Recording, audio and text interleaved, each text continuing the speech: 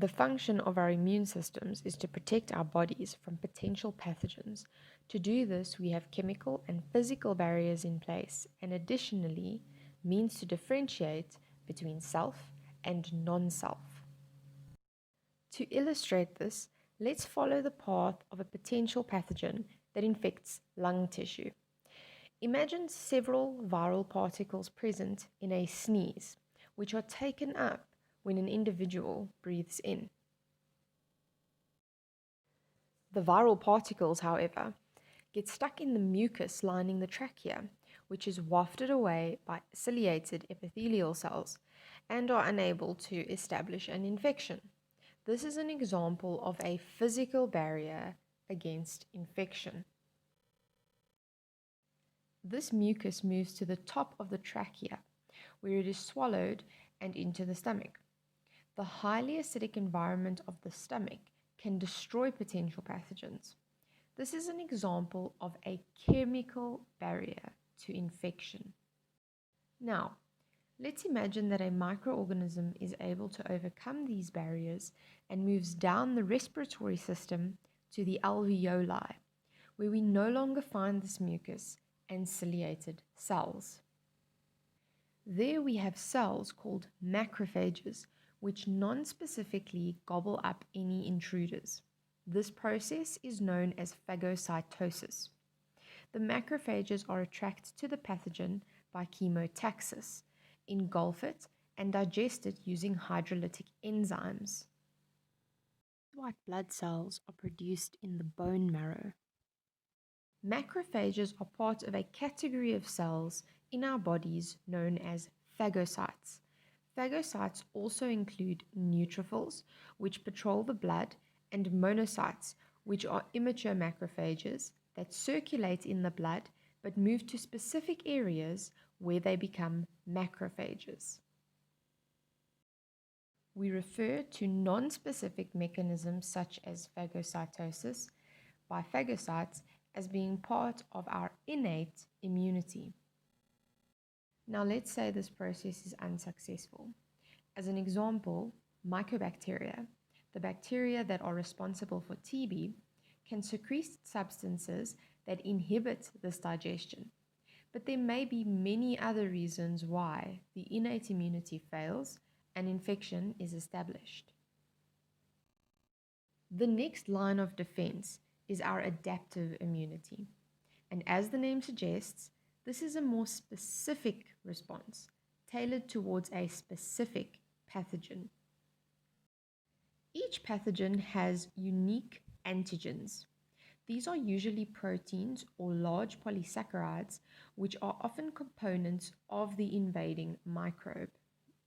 Lymphoblastic stem cells can differentiate into B lymphocytes or T lymphocytes, otherwise known as B cells and T cells. Lymphoblastic stem cells in the red bone marrow differentiate into immature B cells and move to a lymph node. B cells with receptors complementary to the antigen are stimulated to divide by mitosis. This is known as clonal selection. These then repeatedly divide, and this process is known as clonal expansion. Some of these B cells will become plasma cells, which act as antibody producers. Others will become memory cells, which remain circulating in the blood in case the same pathogen invades again. Antibodies are globular glycoproteins that act against pathogens in several ways. They can combine with antigens, inhibiting their cell entry, attach to the flagella of bacteria, inhibiting their movement, cause agglutination, work with other molecules to make bacterial cells burst, a process known as lysis, make it easier for phagocytes to ingest them, and neutralize toxins.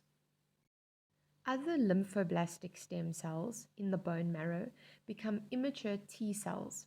These migrate to the thymus, where they mature. T cells are activated when they encounter antigens on the surface of host cells. This is known as antigen presentation. This could be an infected body cell or a macrophage that has engulfed the pathogen. T cells with receptors that are complementary to antigens on the pathogen undergo the same stages of clonal selection and clonal expansion as B cells. These T cells can differentiate into helper T cells or killer T cells. Helper T cells activate B cells and release cytokines. Cytokines are chemicals that stimulate B cells to divide and become plasma cells, and macrophages to carry out phagocytosis more aggressively. Killer T cells secrete cytotoxic substances into infected host cells, which are displaying antigens. These substances kill the host cell along with the pathogen infecting it. T memory cells are also produced. Given that lymphocytes, B and T cells, and phagocytes are all white blood cells, it makes sense that the number of white blood cells increases during an infection. When the numbers of certain types of white blood cells increase, this can indicate the type of infection or disease a person has in blood tests. If the white blood cell number decreases, this can also be informative.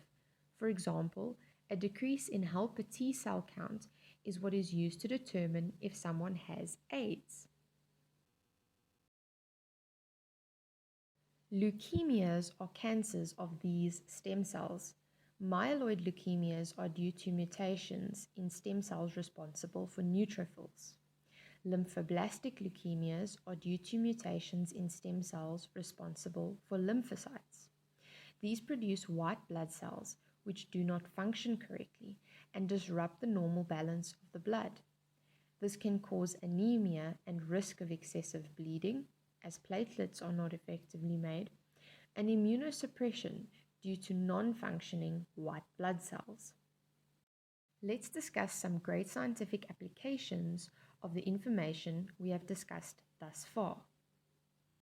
Firstly, since antibodies are highly specific, scientists sought to produce them on a mass scale and use them in the treatment and diagnosis of disease. However, mitotic B cells do not produce antibodies and plasma cells do not divide. This was a challenge because to make antibodies on a mass scale, one would need many antibody-producing cells. To solve this problem, plasma cells were fused with cancer cells to produce hybridoma cells, since plasma cells can produce antibodies and cancer cells can divide indefinitely. These hybridoma cells produce monoclonal antibodies, which have a variety of interesting medical applications. Recall that these immune responses produce memory cells. Memory cells are the reason that the secondary response to a pathogen is much greater than the primary response. Secondly, we can take advantage of how our immune system works to stop us from getting sick by vaccination. Vaccines are preparations of antigens which are used to stimulate an immune response. This tricks our immune system into making memory B and T cells, which means that if we ever get infected by the real pathogen, our immune systems will initiate a secondary response, which will destroy the pathogen before we even get sick, because our immune system has already been trained to respond to it. Vaccination is a great way of establishing herd immunity in a population. Herd immunity is when transmission of a disease is hindered due to a large proportion of the population being immune to it. This can be demonstrated with a simple simulation. Imagine that the pink dots are members of a population infected with a transmissible disease, and the circles with orange crosses are vaccinated or immune members of the same population. If a susceptible member becomes sick, they are unable to transmit the disease throughout the population, as many are immune and act as barriers to transmission. Now imagine the same population where very few of these members are vaccinated or immune. The disease will easily spread exponentially throughout the population. Vaccination is not always possible. as some people have poor responses to vaccines due to other underlying issues, and people vaccinated with live viruses could potentially pass those on to others and make them sick. Additionally, some pathogens are just too difficult to develop a vaccine for. They may hide within cells or parts of the body not readily accessed by immune cells. This is known as antigenic concealment. Or they may have high mutation rates, rapidly changing their antigens. This is known as antigenic variation. Vaccination programs were able to eradicate the disease smallpox, which is estimated to have killed 300 million people in the 20th century. It was possible to eradicate the virus for several reasons. The variola virus responsible for smallpox did not have a high mutation rate, meaning the same vaccine could be used throughout the campaign, and this made it cheap to produce. The vaccine was made from a live virus instead of just antigens, which tend to be more effective vaccines. The vaccine could be freeze-dried and kept at high temperatures for up to 6 months. Infected people had red spots and were easily identifiable. The vaccine was easy to administer. The virus did not remain dormant in the body after infection, only to later become reactivated and serve as a reservoir for infection. The virus did not infect animals and had a simple transmission cycle. And additionally, many young people were eager to volunteer to help with the vaccination program. More recently, vaccination programs led by the World Health Organization have eradicated wild polio in Africa. Measles has been more difficult to eradicate. Many people require booster vaccines as one dose does not facilitate long-term immunity. Administering multiple doses over time in populations where people move and information is limited is quite difficult. People might move to regions where they serve as reservoirs for infection, and measles is highly infectious, and an estimated herd immunity of about 93 to 95% is required to prevent transmission. However, since the vaccine's success rate is only 95%, this means that an entire population must be vaccinated to stop transmission. This is extremely difficult. Unstable political situations and war have also contributed to the failure to eradicate measles, as these have a direct effect on the establishment and maintenance of healthcare facilities. Vaccination with a live attenuated pathogen is an example of artificial active immunity, and being infected with the real pathogen is an example of natural active immunity.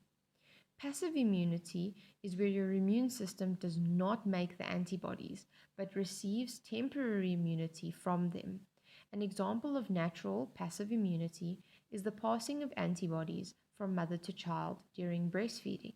An example of artificial passive immunity is the injection of antivenom, which consists of antibodies, after a snake bite.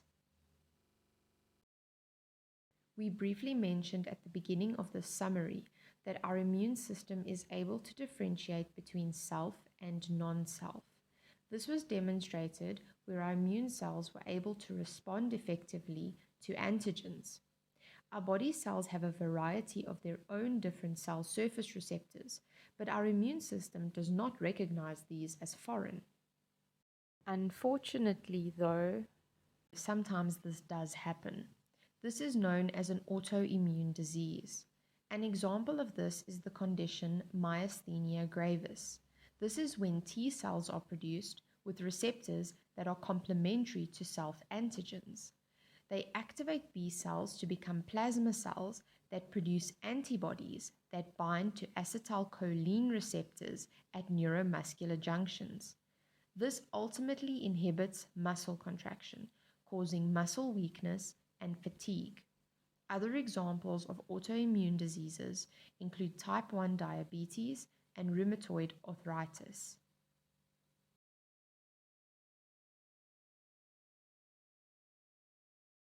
This concludes the summary for immunity. Thanks for watching.